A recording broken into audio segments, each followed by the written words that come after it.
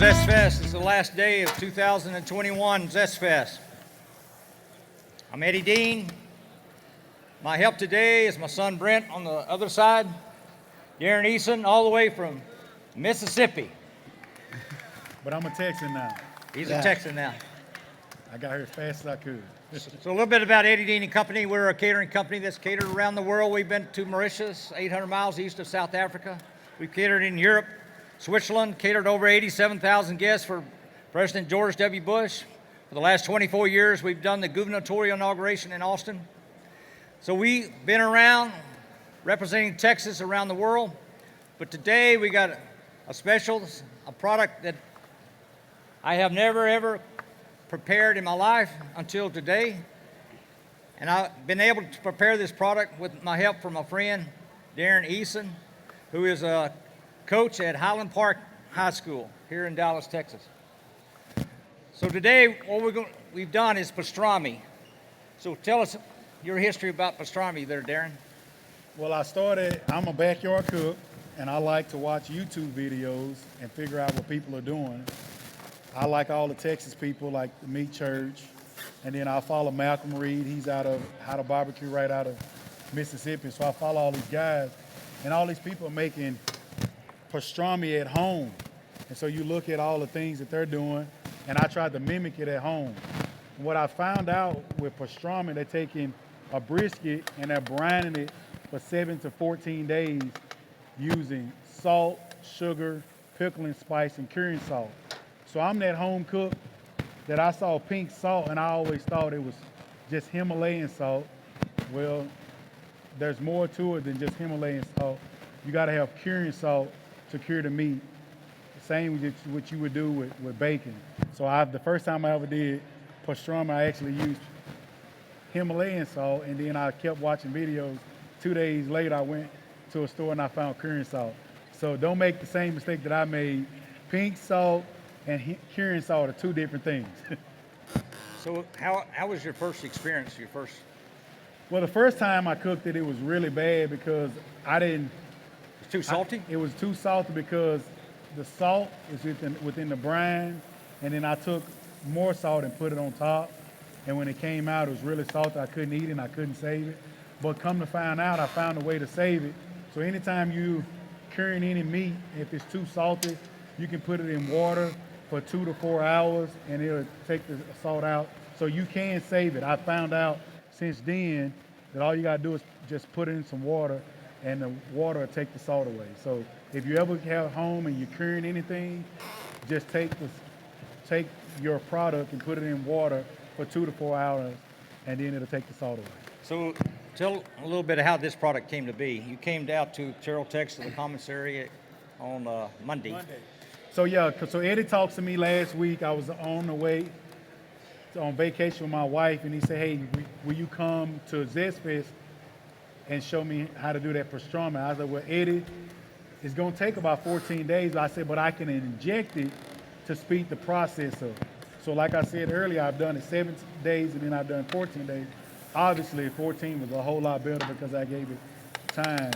And so I went out to the commissary and I injected 7 briskets to get Texas pastrami.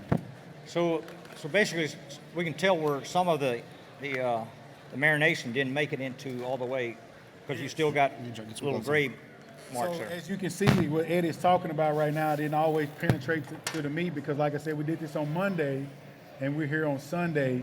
So this is a 5-day curing product. So it's better to wait. You know, like they always say about wine, the longer you wait, the better it is. So we had to wait it longer, it would have penetrated all the way through and it would have been pink all the way through. So you can see in the flat, it's pink all the way through, but if you slice it in the back to the point, you will see the separation between the pink and the old brisket. Go ahead, Brent. You were saying what? Okay, guys, we were going to make sandwiches. And? I think to really showcase what all the art is right now, which is the pastrami, we've got the Shawarma Haas. Where's she at? Come on up here and talk about that. Yeah, we got the Where's our musher. Where's our host, DJ with the mic? I'm got on some- the way right now. Point right. blank peppers. Hold on. Let's get this mustard out. So let's go ahead and just slice it. And dress it up. Award-winning mustard. Tell them about it. All right, y'all come. Get up here and talk about your mustard. That's right. Whoa. Right now. You got it. Thanks for having me up here, Eddie. My name is Skip Sugg. I'm with Scholmer House Foods here in Dallas. Appreciate the opportunity to talk a little bit about our product. Give you a little history here. This is a third-generation family recipe on my wife's side of the house. Her grandmother used to give this out in the old baby food jars to neighbors. more. We got The a lot. neighbors would return the empty jars, asking them to refill it. They knew they were onto something. Fast forward to us getting married about 25 years ago. We started this as teacher gift, neighbor gifts, holiday gifts, etc. 500 plus people on the annual list. And so we knew we had something. So what we have is 2 flavors in one jar. It's a sweet hot mustard. It's all natural. A lot of times people think about sandwiches like we're doing today, of course, pretzels, things like that. It's a very complex flavor, and it's all natural. When you start cooking with our product, it gets really, really magical. I cook outside most often, so if you're marinating pork or ribs, pork shoulders, rubbing it on a prime rib, those type of things are wonderful. But also, if you start cooking salmon, we've got great salmon recipes with it, chicken. People cook Brussels sprouts, green beans. We're full of suggestions. So it's really a neat flavor. Probably the biggest compliment we get is people try it and they say, wow, that is not what we were expecting. And after that, we see them for years and years as customers. So this is year number 6 in the business. You can only buy the product from us directly in person. We're shipping all over the world. People have taken it to Thailand, to Germany, and the neatest thing about it is our customers take pictures of what they cook with their own recipes and they send it to us. So we're always surprised with the creativity of our customer base. Somebody did a rattlesnake recently. We're trying to check off the different products. We're looking for somebody to do an alligator if they would. So it's great stuff. We love the opportunity to have a sample, and thanks for hosting us up here, Eddie. So all we've done is took some of this pastrami and put a little bit of your mustard on it. Yes. And we also got our friend from Atlanta, Georgia. Come up here and we got your jalapeno. Pass that mic straight off.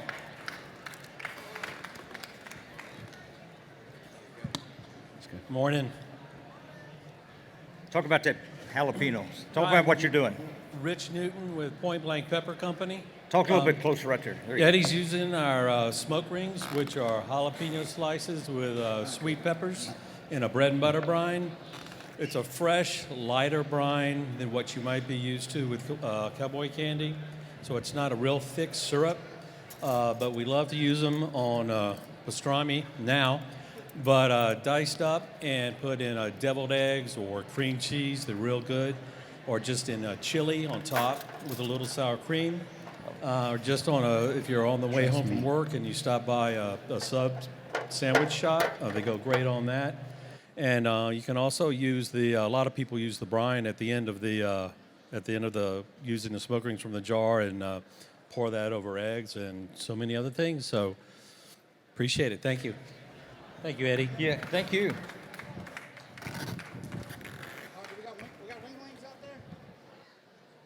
Wings out there? Golly. Wingaling. Wingaling, you out there? Wingaling. All right, we're adding a little bit of the buckshot tasty animal and salad seasoning to it on the side. Kind of look like a garlic salt type. I don't know. See, Ace, make sure. Oh, yeah, Ace, sea make salt, sure you get garlic, around black this pepper, group and right onion. here. Close to us right here. That's my grandson out there passing pastrami. And your other one up here making it. So tell them a little bit of history of me and you there, Darren. How did we So meet? I went to Paul Quinn College in South Dallas. Eddie Deen came by to do a class. We were introduced to him by a lady named Evelyn Dickerson. So the first time he came to class, I was actually out at a doctor's appointment because I had a knee injury from a previous football game, so I didn't meet him. So the second week he came back again, and he knew everyone's name. And I'm like, so let me set the stage for you. It's like a class of 20 to 25 students in the class. And he comes the week before, and then the week he comes back, the second week he comes back, he knows everybody's names. I'm like, how's this guy came 1 week for a 1 hour class, taught a class, and came back, and he remembered everybody's names. So I was immediately intrigued by someone that came by to a school and learned all those kids' names within an hour. So I came back, and he asked a lot of questions, and he and I engaged in conversation. The second time that he came to the school, we took a liking to each other, and then I started working for him part-time while I was in college. I'm very appreciative of him because as a coach, a future coach, that was a great stage for me to learn from someone in practical real-world situations where we will go out and work parties, and we just had to figure things out. He's a guy that doesn't like a lot of questions, so we go out to an event, and it's 2,000 people there, and he's like, hey, don't ask me, figure it out. And so I really enjoyed that. For an example, like one time I went to Texas Instruments, and that was back in the day when technology wasn't as advanced as it is now, and we used to use the map quest. And I got lost going to Texas Instrument, and I called him. So I'm from Mississippi, only been in Texas at that point in time for like 6 months. And I got lost, and I called him, and he's like, what are you calling me for? I'm not there, figure it out. So it gave me a lot of practical, real-world experiences at an early age, especially from a guy that's from Mississippi. So tell me about your what you're doing now. So I'm a coach at Highland Park. So I coach football and powerlifting. I'm a secondaries coach. And I also am an in-class support teacher. So I work with kids with special needs. I like y'all. I work with the economics, government, and world geo. So in the course of a day, I work with a freshman and I work with the seniors. And if you don't know what an in-class support teacher is, he's the in-between between the classroom teacher and the student. So for an example is, instead of the special needs student asking the teacher all the questions, they'll come to me. Has everybody got some? And I'm the filter between those two people.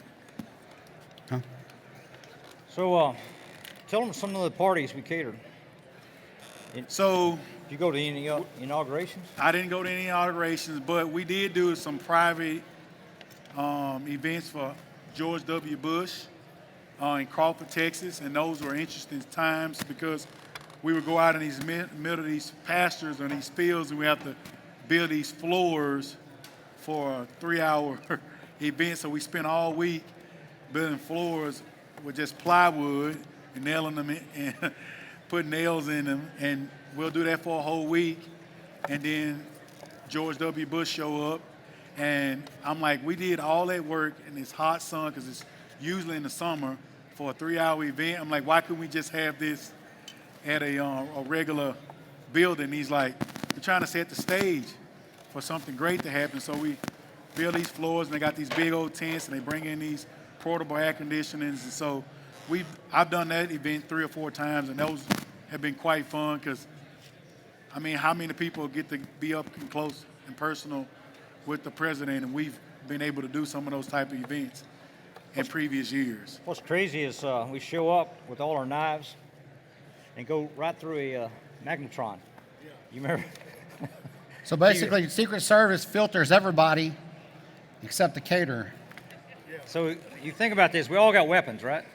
We Yeah. walk right through the machine. We lay it over here on the table. We walk through the machine and pick up our weapons and go straight into the. And then they got tired because we had all these aluminum pans, metal pans. So they're like, you know what? So they opened a gate for us. Now, I'm not kidding. There's Bo Pilgrim.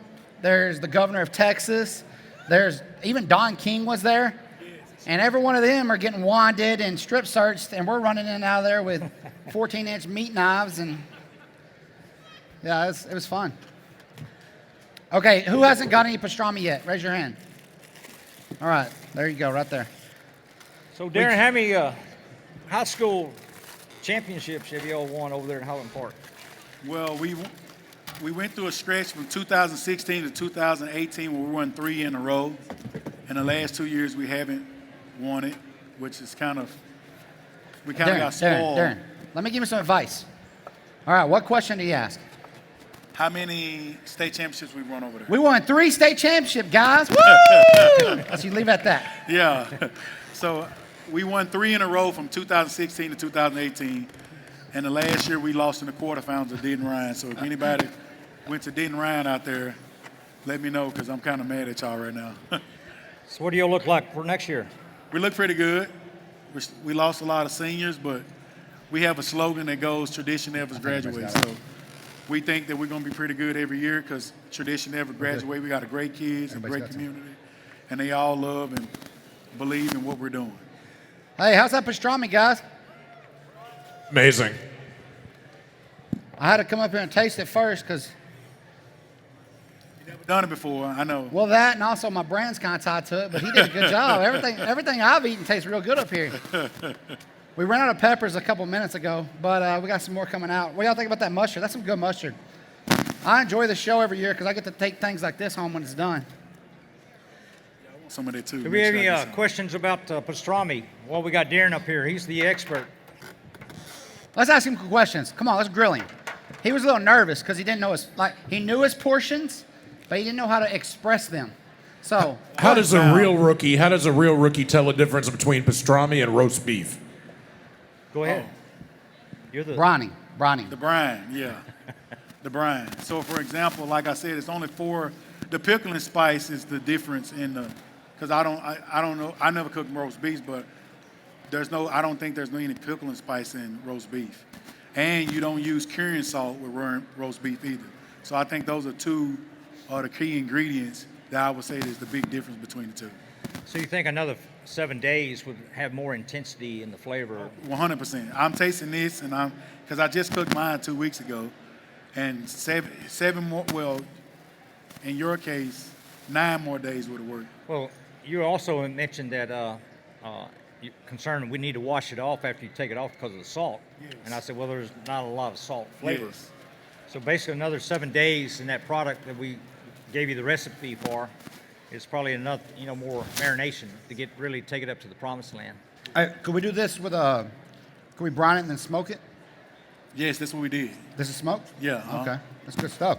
And you can take this. So what I'm about to do is I'm going home as soon as I finish today, and I'm gonna do the same thing with turkey. So we've all been to the deli slicer, and you see pastrami flavored turkey. It's the same 4 ingredients. I'm gonna let it sit for 14 days, and I guarantee it's gonna be great. How are you? Because I'm always concerned about bacteria. In 14 days, I guess the pickling is prevented from. Oh, the curing salt. Curing salt prevents. Plus you got to refrigerate it. You got to refrigerate, obviously. Yeah, I know that, but But that's understood. Yeah, well, we hope so. Yeah. 14-day turkey. When I first got here, I said, Darren, give me that recipe, the marination. He said, half of this and half of that, then a quarter of this and a quarter of that. And I said, that's You have to give me the 1.5. measurements. If we got a pint, that's a pint and a half. If we start out with a pint, you got to give me some kind of idea. So it took a little bit of calculation. Yes. Because y'all gotta understand, we deal in numbers of 17,000 people for one event. So a half could be a dump truck. Yeah. So it's been great, meeting Darren many years ago, and you probably don't want to tell the story the first day you were hired, right? You don't want to tell that story, do you? No, I don't. I don't. So Darren gives me a call on the first day he was hired. First day he was hired, he's got a major problem. And that's the only thing I'm going to let you settle with, because we settled that problem that day, right? We did. First day, ever hired in Highland Park, Darren Eason became an incredible phenomena. And he took the idea of remembering names. And how many names did you remember in middle school? Oh, it was a bunch. I mean, in the course of a day, I saw 1,000 kids in the course of a day. So you memorized how many of those? Probably about 500. 500 names. So what I told Darren at Paul Quinn, if you're a phenomenon, you're wowed an audience, I'll remember your name. So he took that into Highland Park, where he was telling these kids, if y'all do something incredible, I'll remember your name. And so, but it's got to be a positive, incredible experience, right? Yes. So basically, I visited him at Highland Park, and Coach Easton, just over and over and over. This guy became a phenomenon. There's a lot of stories we got that. We do have a lot of stories. We probably can't tell this audience, right? No, we can't. So anybody, any other questions on pastrami? Eddie, can I ask you, once people try their best to master the pastrami, make it at home, and come as close as possible as they can to Dean's List level pastrami, Yep. once they're putting it in the sandwiches however they want, and especially with the mustard and the pepper the way you prepared it, once they've gone past sandwiches and they want to know what's another use, what's another recipe as an entree or an appetizer, and how they can use the pastrami, beyond sandwiches, what's a good recipe that you could recommend? What's your idea? Because all I've seen is sandwiches. Yeah, that's why. Joe, have you Hey, seen anything let- besides sandwiches? let- Sandwiches. Sandwiches. And I brought white bread up here because I got it out of my kitchen this morning, and Brent killed it, and because it's not Rye I bread. could- rye bread, I it killed. couldn't get it. Here's what happens. We have the tendency to produce everything by ourselves up here. So I find myself getting bogged down. And I knew they were about to dump up me toasting bread for every one of y'all. And I was like, I'll be doing Yeah, that. I'd be we here were. about another hour trying to catch up. Well, we're going to do the rest of the show. We're going to sell pastrami back there. If y'all want a pastrami sandwich with toasted bread, we got you taken care of back there. We got plenty of it. I do. So a little bit about, always got to talk about how I got to Paul Quinn. So my objective to go to Paul Quinn, it was African American college. And so what I want to do is teach future teachers and coaches how to identify inadequacy in children. So that was my reason I came out, is to guys like Darren who's going into education. A lot of times the key, what I was trying to impress upon these teachers is that you got to keep these students in a state of wonder and curiosity and creativity. So knowing their name and making them feel important, significant was critically important. So this bicycle I built, you turn right, it goes left. I developed it out of a class I was teaching in a homeless shelter.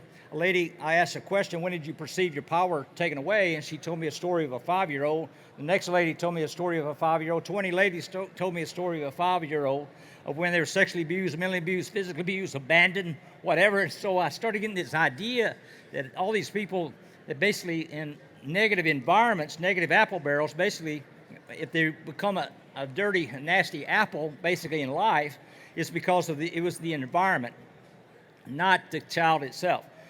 So the objective was how do you go back and teach them how to get out of this basically polluted river? And when we're talking about river, we're talking about whatever you think about is your life, your thoughts. So your thoughts is like a running river.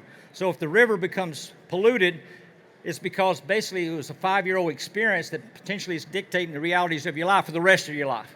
So you could be 50 years old in prison, basically, and still be dictated by the experience of the 5-year-old. So the idea with this bicycle is that you got to turn right to go left. So I'm on a very narrow stage.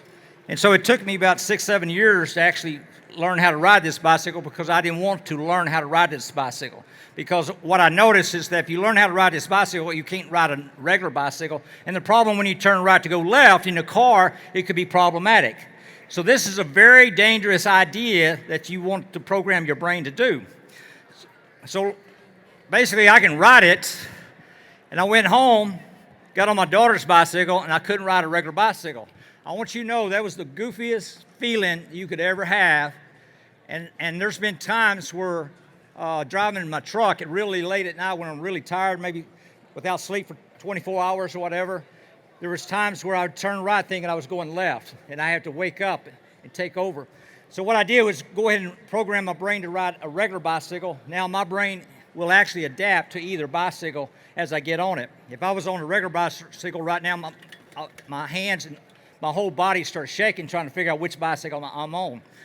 So it's a really interesting idea, and why I built this bicycle is to prove that basically we can go back to the 5-year-old, the person in prison, and actually teach them how to rewire their brain. What we're actually doing is backing them up this polluted river to let them identify when did the pollution go into the river. So if this is the start of their life, we get as close as back as we can for them to identify what is causing the pollution, the toxicity. So it's some kind of, typically in the first 7 years. From at that point, what they do is change the interpretation of that experience, and then what it does is it starts changing some of the areas of the brain, like the right dorsolateral prefrontal cortex that governs reason. So if you do something to a child at 5 years old, unreasonable becomes reasonable, and that will dictate their life. And what we do is teach them how to reprogram some of these areas of the brain. So reasonable should be reasonable. So living a life of reason is really critically important. The opposite of reason is fear. A lot of these folks live in a life of fear. So you think about prisons, basically 2/3 of everybody comes out of prison, goes back in 3 years. In my mind, it's not a working operation. So I was doing this class, and Governor Abbott was in the back room of Eddie Dean's ranch, and the chief of staff, Louise, came through the front door, saw my workshop, and has asked me to put a workshop into prisons. Before the pandemic, I did a meeting with the heads of prisons, and then the pandemic hit, so we're in this kind of delay pattern. But that's really my objective, is to do what I started, I guess, at Paul Quinn in homeless shelters. Basically, now is to put a program right inside of the prison. So fundamentally, when people come out of prison back into our community, we want to see them as a benefit instead of coming back and taking and going back to prison. Does that make any sense? Any questions about Reuben, sandwiches, pastrami, brisket, smoke, backwards bicycle? You can see me afterwards. You know what? I think this would be really good on like a potato too, like a baked potato. The question you asked earlier. There you go. Okay, real quick, I want to show How you about something. nachos? Nachos. You know what? Anything meat's good on. What Okay. we do, Pastrami and eggs. We'll serve it on Scrambled nachos eggs. here in a little bit, back here at our booth. Can I show y'all something real quick? Is the camera on the brisket? Pastrami? Yeah. There yes? you go. Yeah. On the pastrami. Okay. All right. So what we were talking about earlier, if you can see the kind of the lighter section, we don't think it got in there deep enough. We didn't give him a big enough window. It's our fault. But I'm gonna show y'all. So a brisket has a point and a flat. Okay. So if you just see me splitting it. Now, if you're ever ordering brisket and you want to feel like you know what you're talking about, this is the flat. Now, if you want lean brisket, you see that? No marbling in there. Now, here is the point. Now, I'm going to cut it. I don't know if the camera can show it, but look at the difference. Can you see on the camera the difference? You see how all the fat marbling in here? This is lean. So if you go to a barbecue joint and you don't want to sound like an idiot and you want lean brisket, say I'd like it from the flat. Now, be careful, because I've run into situations where the guy cutting the meat was an idiot and didn't know what the flat was. I've also asked, this is the point, this is the top. Me and Darren were looking at it, like this one right here, it got plenty of penetration with the brine. This one, not necessarily. We're all kind of learning as we go, but I just kind of want to show y'all that. We didn't really go over that yesterday. See Joe right here on the front row? He don't like this point right here. He likes this lean meat right here. So, but yeah, just go over that with you. Any other questions about barbecue? Yes, sir. No. I don't want to fall in front of everybody. When We got Darren you on learns to film ride yesterday, right? We got you on the bicycle yesterday. Yeah. when Darren learns to ride the bike, we will What no I'll longer do have is these blank offer spots. anybody $100 if come they can on ride now. my bicycle. If you can't ride it, just give me $10. And so we'll set up a little program over here. Y'all get your cash ready, and anybody who wants to get on the bicycle. Should it go $1,000, $1,000 to $10? Anyway, that's the show today. I appreciate y'all coming to ZestFest. Thank y'all. We appreciate it.